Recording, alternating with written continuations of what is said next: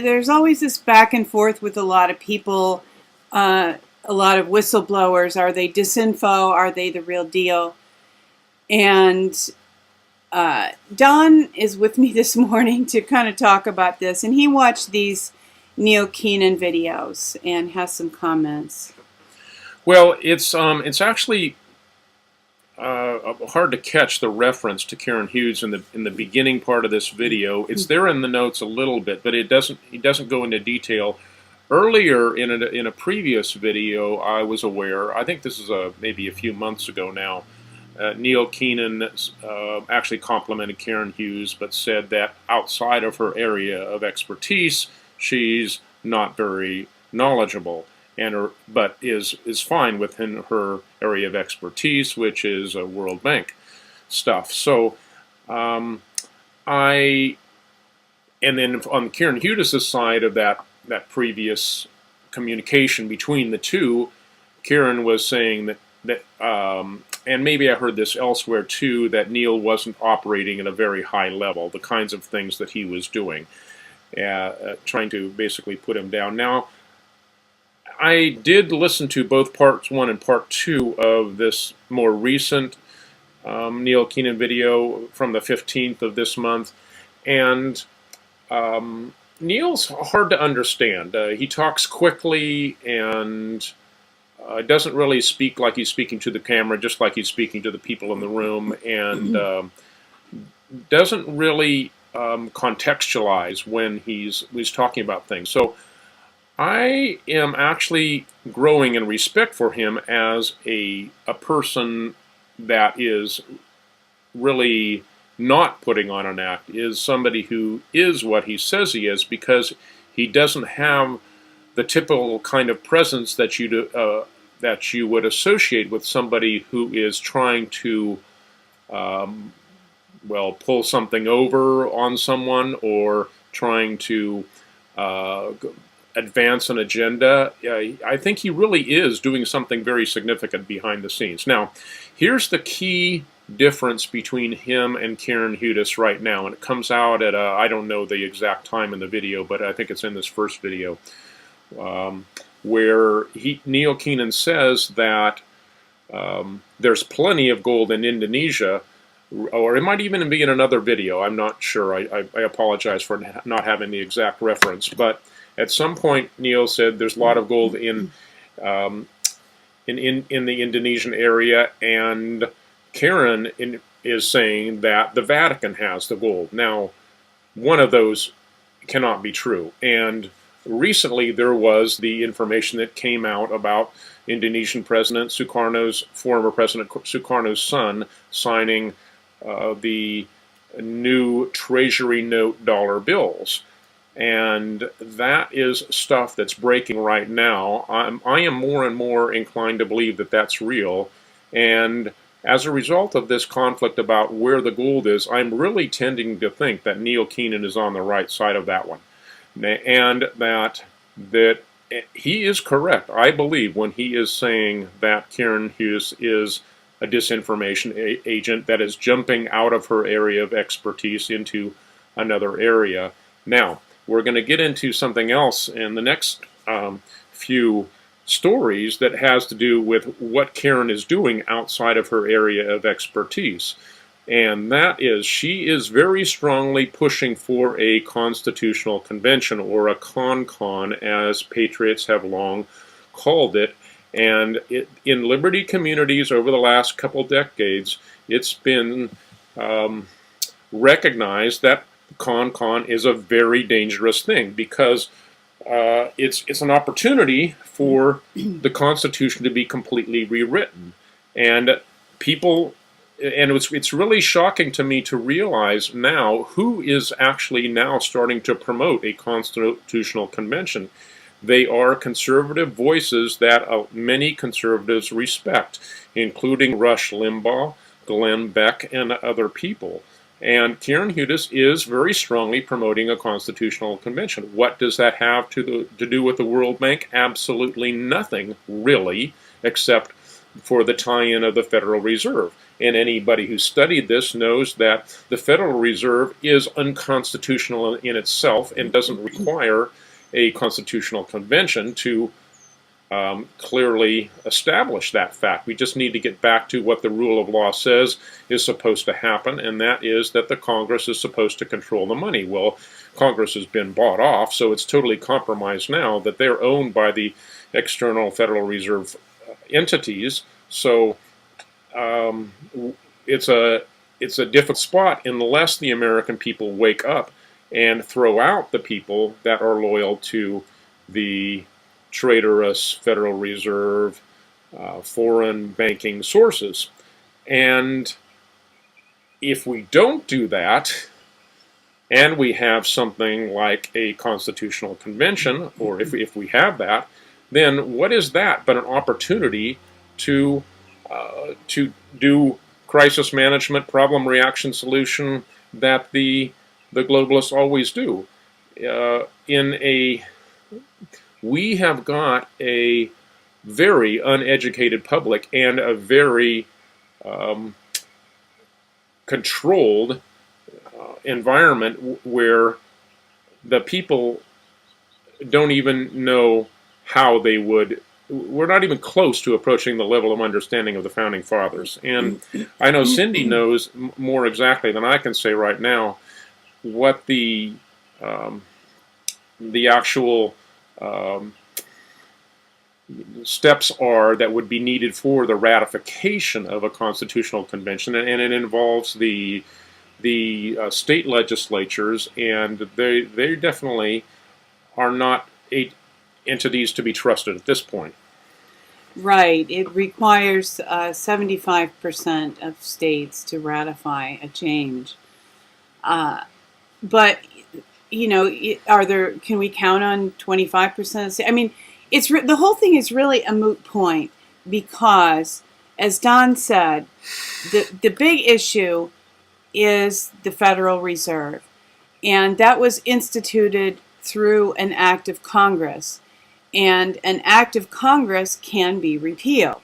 So we don't need a constitutional convention to repeal an act of Congress. It's huge overkill, and I think it's a tremendous risk.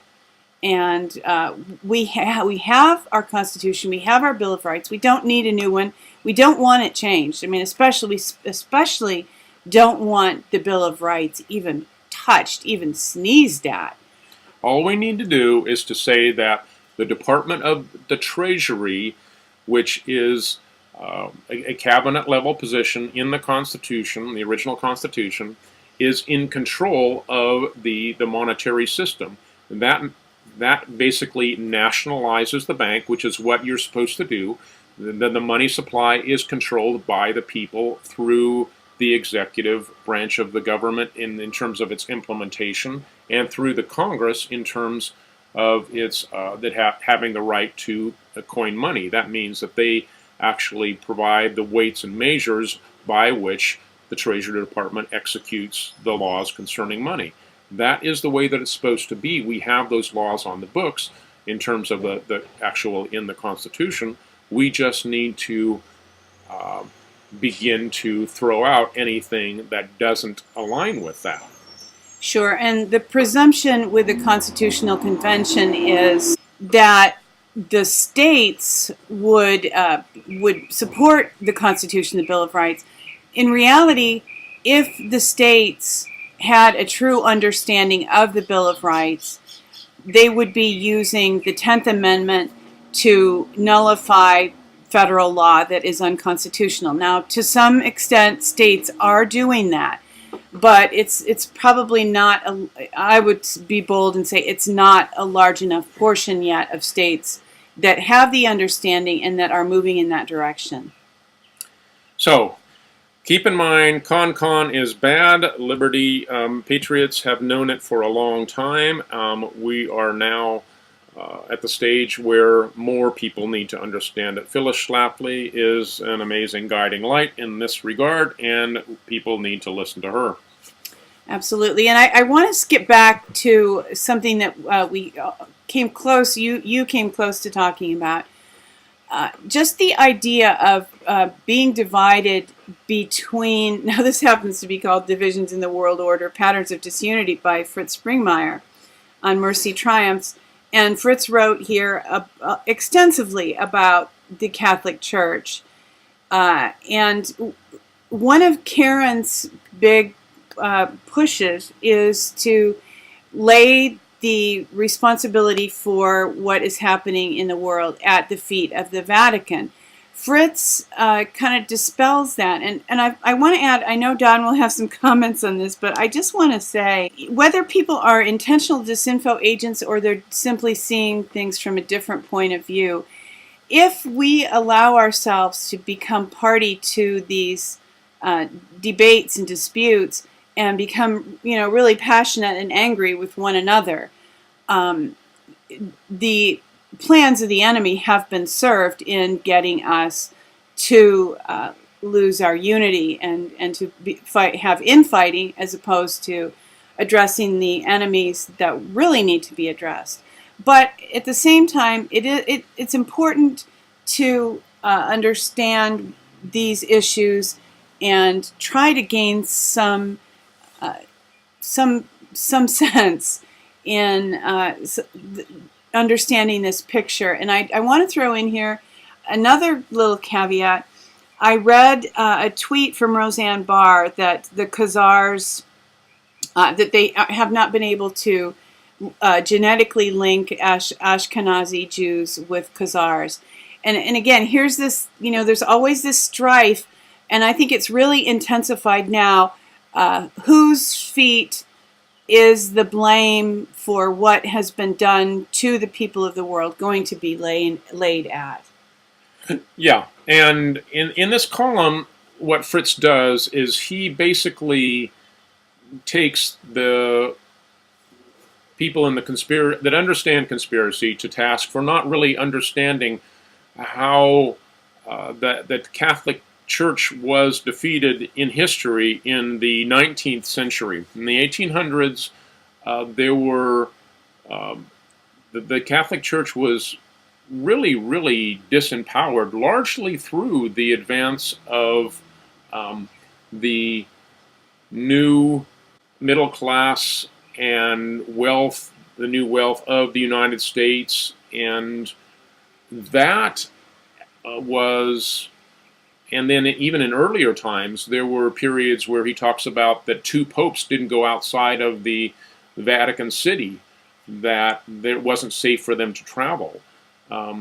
So, of course, there's been a remake of their power and a changing the world, in which I don't think by any means the Vatican is a paper tiger, that Fritz kind of points that they are. But yeah, to lay the blame for everything at the feet of the Vatican probably is an overstatement, because what's really happened now is we have the new oligarchs in power, the banking powers that grew up around the Vatican and the City of London and the royal families, but then attracted their own set of sociopaths and psychopaths and control freaks, so that really they control the throne, and the throne is whatever they say it is until they're toppled, and of course they are close to being toppled as we speak. So I think Fritz's article here is helping people to see that really the Vatican is not all to blame, just as Ashkenazi Jews or Khazars or whoever are not all to blame. It's not all one group. And Alex Jones really does a great job of pointing this thing out. It's the mindset of the controllers that want to set up a dictatorial, tyrannical, one-world government. That's the enemy. And whoever wants to do that covertly, well, that's the problem. So, yeah, I think that Fritz is doing a good service here in pointing out that that it's not the Vatican, and of course, that is probably, I think, a deliberate strategy directed at people who are really starting to listen. Karen Hudes, who does lay the blame almost exclusively at the Vatican and the Jesuits. So I don't say that they're guiltless. I just say that it's bigger than that, and I would say that I tend to believe that Neil Keenan, that the gold is not in the Vatican. And the gold is what is needed to set up a new world, and we may be on the verge of actually being able to set up a world that is not run by the global controllers in a tyrannical way. The big picture is that although there is probably strife in the ranks, if you read Bloodlines of the Illuminati, you see that these people are spread out over many cultural, philosophical spectrum. There's a Chinese family, the Li family, that is one of the bloodlines, and they have different backgrounds, and they all work together. So trying to single out one and place blame in one place can really become a trick of the enemy, and as I stated, a way to bring about division between all of us trying to figure out who's responsible. And I think, if we just begin with the banks and what the banks are doing, and then, maybe pull some threads, but we all are going to have to be as wise as serpents and become educated about sociopaths and psychopaths and how they do try to take over in every forum where they place themselves. Yeah, we need to realize that it's not that humans are tribal, and tribes tend to blame other tribes. I just got done reading a really great book, The Reign of Gold by Victor Villaseñor. It's been out for a couple decades, but I just now recently learned of it, and it has to do with the Mexican heritage in California, and that's, of course, is a timely thing with all that's going on here now, and that push in the propaganda world. But one of the main points of the book is that the leading character learns that hate is the problem, and hate either of your own people or of any other people group is wrong, and we need to recognize vital humanity within wherever you find it, and love for one another, and our traditions are all valid and good if they support life, and that's what we need to get back to. We need to stop the finger pointing, blaming one group. It's this group or it's that group. That just is very, very counterproductive. It's any group that loves and trusts human potential and liberty and wants people to be free and love one another. Before we move on, I did have one more practical link here pertaining to the idea of a constitutional convention. Sometimes a council of governors is referred to in a discussion of the pending constitutional convention. A friend sent me this information and asks, is this the Council of Governors that is referred to when people talk about a constitutional convention? If so, it could only be disastrous, because this council of 10 governors corresponds to the FEMA regions, and again, this would just be disastrous.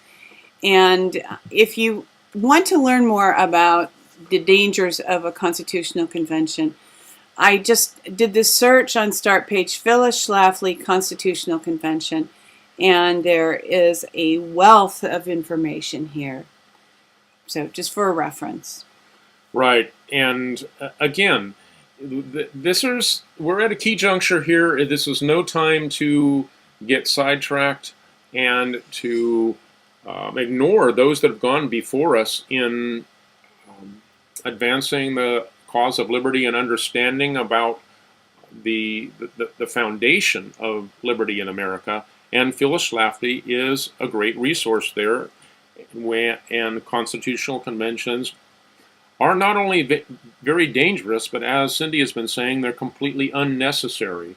All we really need to do is to understand and implement the Constitution that we've already got.